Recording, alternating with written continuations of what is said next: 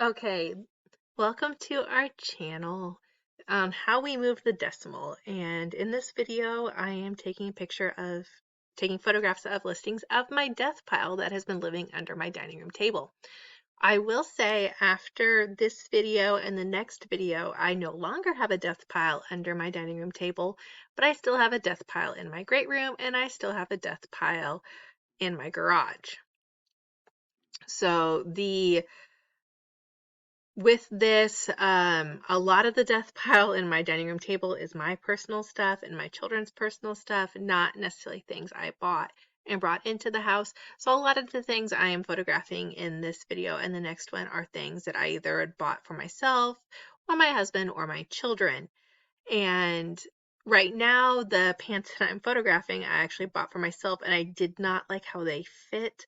But unfortunately, I bought them at a store in which you cannot return items and you cannot try items on. So I am just photographing them and listing them on eBay and hoping to get what I spent back. Um, I'm not expecting a lot, but I'm hoping to get what I spent back. These shorts were my husband's shorts, and because he had the audacity to go and lose weight during a pandemic, I'm actually going to be photographing a lot of his clothes for this. And unfortunately, I was not as lucky as him to lose weight during a pandemic, so don't have a lot of my clothes to list. But he does have a lot of shorts. He went through shorts this summer and pulled out the ones. I need to KonMari my closet or Swedish death clean my closet or just light my closet on fire. I haven't decided. I am just physically hoarding too much clothes in my closet. But any ladies out there watching this, you kind of understand where I'm coming from, where all sizes are different. We may bounce around from one size to another. Right now, I'm between sizes, so it's very hard for me to get rid of anything, which is causing a closet overload. Plus, I'm at a weird space where I am working, where some classes are still online, but some classes are in person, so I'm having to actually wear pants and work clothes again. And so that's widened my wardrobe up again and not just wearing sweatpants or leggings. I actually have to wear outfits. But I did pull out several of my husband's shorts that were either name brand or a weird pattern that was desirable. The last two shorts I listed were Columbia's, and the first ones I listed were I forget the brand, but they had like seagulls on them. So they were desirable because of the pattern and they were a decent brand. This shirt I actually end up not listing. I took a picture of it and then I found a flaw and was like, nah, and it got yeeted. So when I go through it and I upload all of the photos, I will make sure to delete that so I don't accidentally write a listing for it.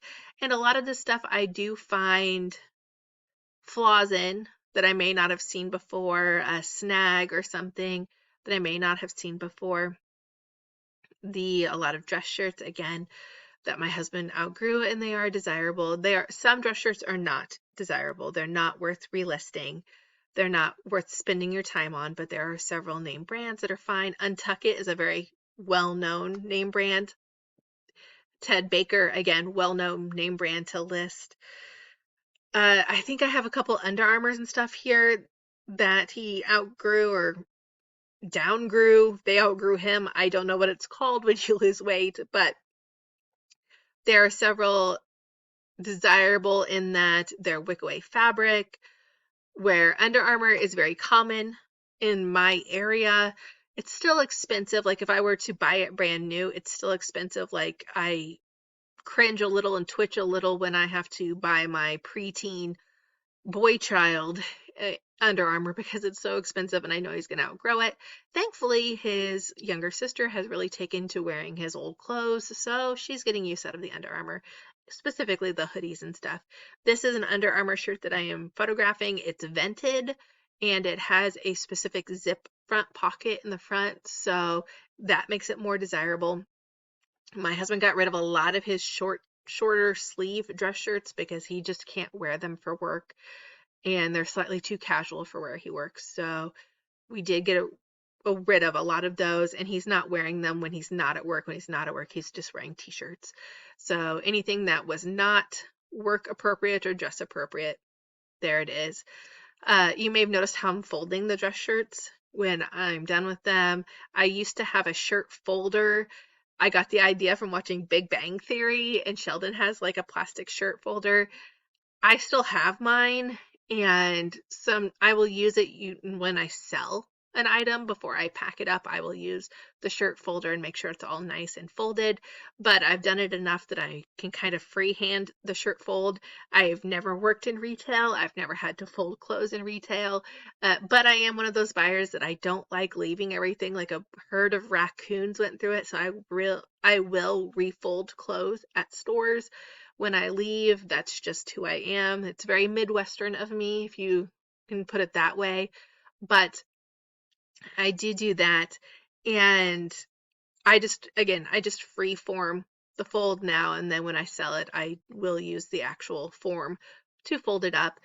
It helps me when I'm packing it in the tub to be able to see the tag really well and be able to pull it out very quickly, see the pattern, see the tag. My cat is off in the corner, and he's going to become a nuisance, and he's becoming a nuisance. He wants to know what I'm doing at all times, and he's a bit of a jerk when he wants to be. He fights me on this because he knows he's not supposed to be there, so he'll like scratch at me and bite at me for me not to move him. But he is small despite his personality. But he does make a there. I'm like, and he does make a return. He keeps coming back.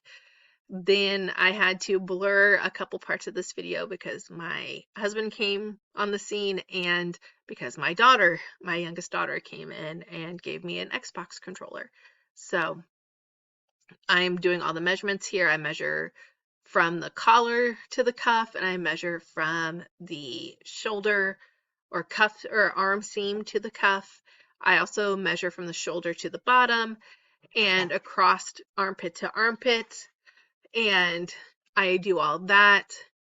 Oh, I did have something out of my closet, I guess, for this. I had a jean jacket that I didn't like how it fit me, so I'm listing it. It was a little too boxy for me, but it's probably perfect for somebody else.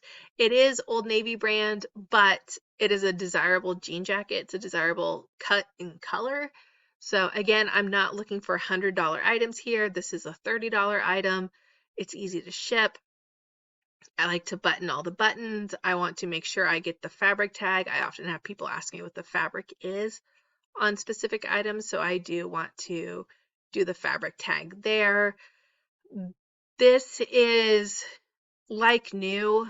I don't think I bought it new for myself, but it looks like it's been barely worn. I think I wore it once, maybe.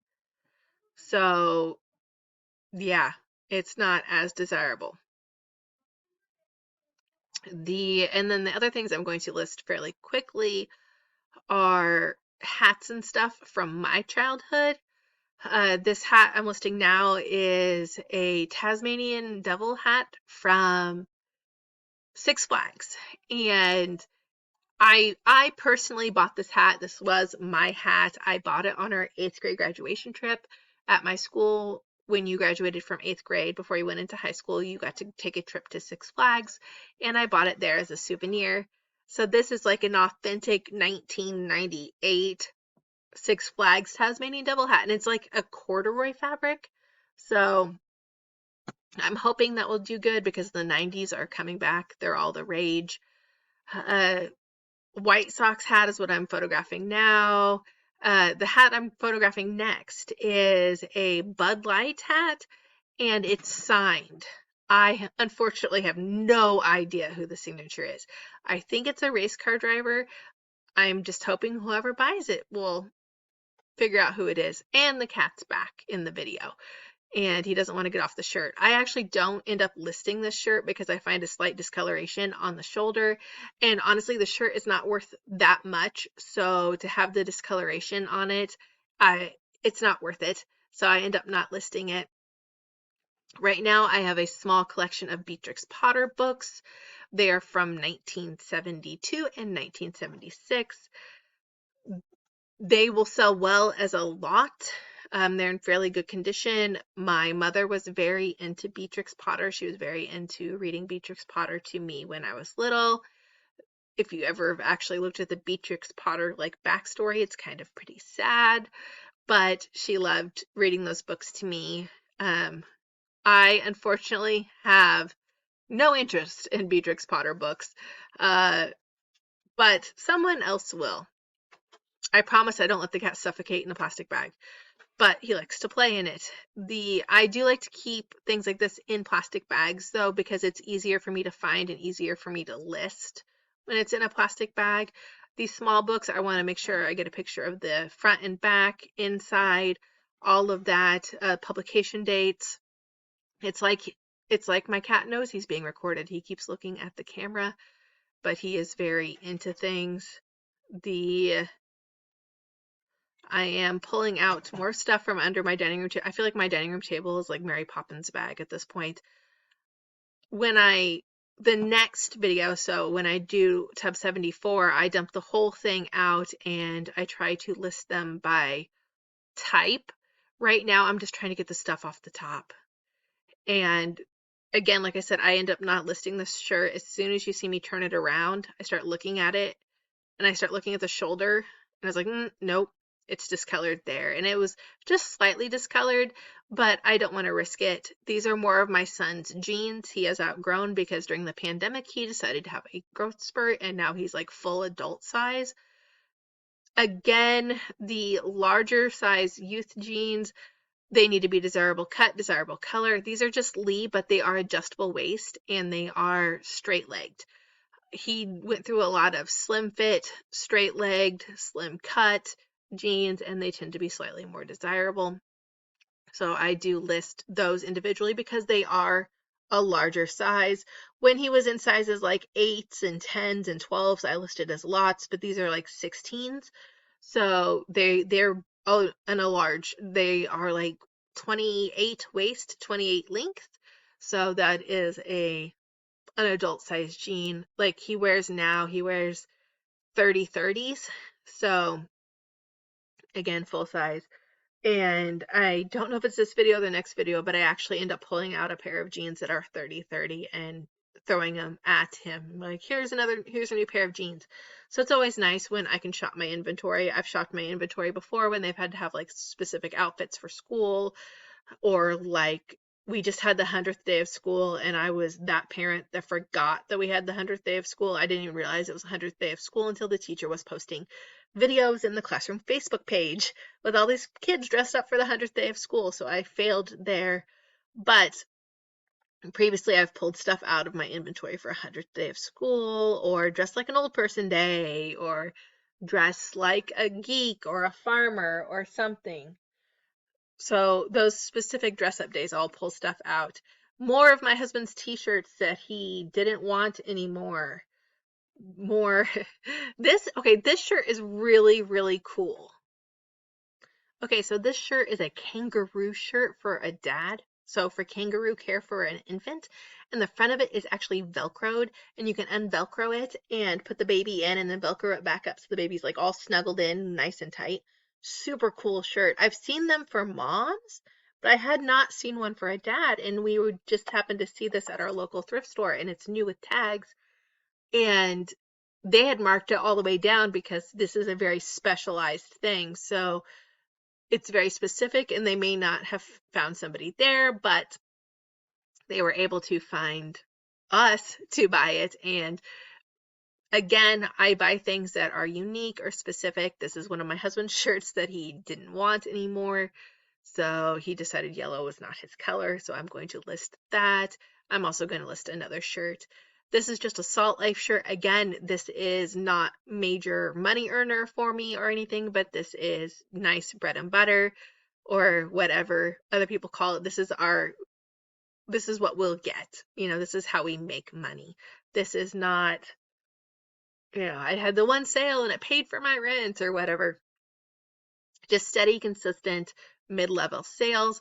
I've also noticed that I tend not to get as burned frequently by the nice steady sales where the larger one-time purchases kind of scare me because you're more likely to get burned. I did have a return this week, and I've talked to other individuals that that are selling on eBay. Not necessarily locally. However, there is somebody in my local area that sells on eBay, and they're doing way better business than I am. I went to my local post office first thing in the morning to drop off my packages. I only had 2 packages. Again, I'm not a major, big, large seller. Over the weekend, I had 2 packages and I went to drop it off, and there were like 16 packages on the shelf. This post office, they don't have a drawer or anything, but they have a shelf that is essentially a station that nobody is at, and you can drop all your packages there. And I went to drop my 2, like, I felt like kind of bad about myself. I'm like, oh, I only have 2 packages. And there were so many packages. They filled up the entire shelf, and they were at least 3 high.